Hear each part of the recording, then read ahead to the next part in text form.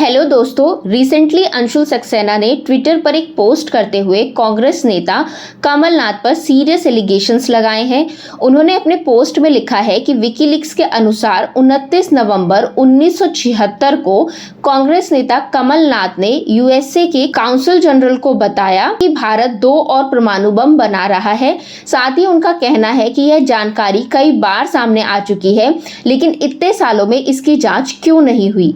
आज अपने इस वीडियो में हम कमलनाथ के ऊपर लगे इस एलिगेशन के बारे में बात करेंगे और साथ ही उनसे जुड़ी कंट्रोवर्सीज के बारे में भी बात करेंगे। तो दोस्तों, सबसे पहले जानते हैं कि कमलनाथ है कौन। दोस्तों, कांग्रेस पार्टी के सबसे लंबे समय तक सेवारत, वरिष्ठतम और सबसे अमीर नेताओं में से एक कमलनाथ गांधी परिवार के सबसे भरोसेमंद लेफ्टिनेंटों में से एक हैं।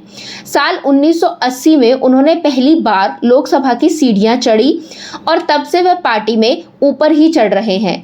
यह साल कांग्रेस के लिए अच्छा साल नहीं रहा था, क्योंकि यह वही साल था जब पार्टी ने गांधी परिवार के एक प्रमुख सदस्य संजय गांधी को खो दिया था।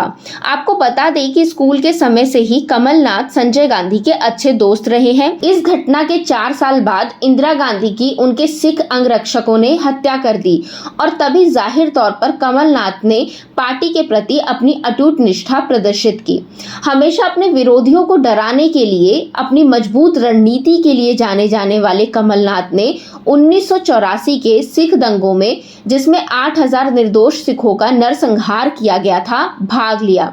कमलनाथ की भागीदारी ने लोगों को आश्चर्यचकित नहीं किया। हालांकि कई वर्षों बाद वह बेदाग होकर निकल गए। सिख दंगे उन कई दलदलों में से एक हैं जिनमें कमलनाथ वर्षों से शामिल रहे हैं। कमलनाथ एक ऐसे राजनेता हैं जिनका राजनीतिक करियर चौंकाने वाला और विवादों से भरा रहा है।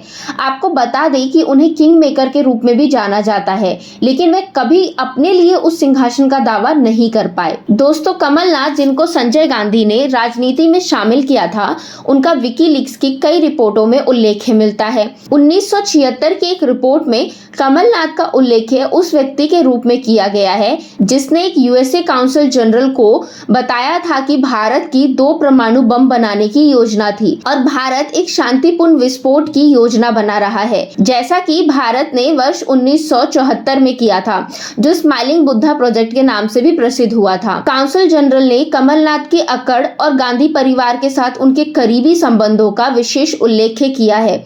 ये वो समय था जब नाटो परिवार द्वारा भारत को अछूत राज्य के रूप में माना जाता था और यह भारत का परमाणु परीक्षण ही था जिसने 1975 में परमाणु आपूर्तिकर्ता समूह के निर्माण का मार्ग प्रशस्त किया था। भारतीय परमाणु हथियारों पर कमलनाथ का बयान आग में घी डालने जैसा था। वह मुद्दा जिसके लिए इंदिरा गांधी को दुनिया भर की सरकारों की नाराजगी झेलनी पड़ी थी। लेकिन ये यही खत्म नहीं होता। कांग्रेस पार्टी में कई लोग उन्हें प्यार से बड़ा भाई कहते हैं, लेकिन उनके मध्य नाम को लेकर हमेशा से विवाद रहा है। बोफोर घोटाले ने राजीव गांधी और कांग्रेस के प्रतिष्ठा को धूमिल कर दिया था। इसके बाद जैन हवाला मामले ने वर्ष 1996 में कांग्रेस की नैया हिला दी थी। संभवतः यह पहली बार था जब किसी घोटाले ने भारतीय राजनीतिक प्रतिष्ठान में तहलका मचा दिया था। पीवी नरसिम्हा राव ने प्रख्यात भारतीय राजनेताओं के खिलाफ आरोप पत्र दायर करने की अनुमति देकर एक भ्रम का पिटारा खोल दिया था। सीबीआई की चार्जशीट में कमलनाथ, माधवराव सिंघानिया, यशवंत सिन्हा, राजकृष्ण आडवाणी जैसे कई दिग्गजों का नाम शामिल था, जिन्होंने स्पष्ट रूप से जैन बंधुओं से भारी मात्रा में नकदी प्राप्त की थी। लेकिन आज तक कांग्रेस पार्टी खुद को ऐसे मामलों से दूर रखना पसंद करती है। लेकिन अब फिर से अंशुल सक्सेना के ट्वीट ने इस मामले को हवा दे दी है। दोस्तों, अगर अंशुल सक्सेना के ट्वीट में जरा सी भी सच्चाई है तो क्या हम कमलनाथ जैसे राजनेताओं पर भरोसा कर सकते हैं? कांग्रेस का एक ऐसा नेता जिसने देश की इतनी प्रमुख जानकारी यूएसए को दे दी, क्या वो देश चलाने के लायक हैं? आप अपनी राय हमें कमेंट के जरिए जरूर बताएं और साथ ही चैनल को सब्सक्राइब करना बिल्कुल भी ना भूलें।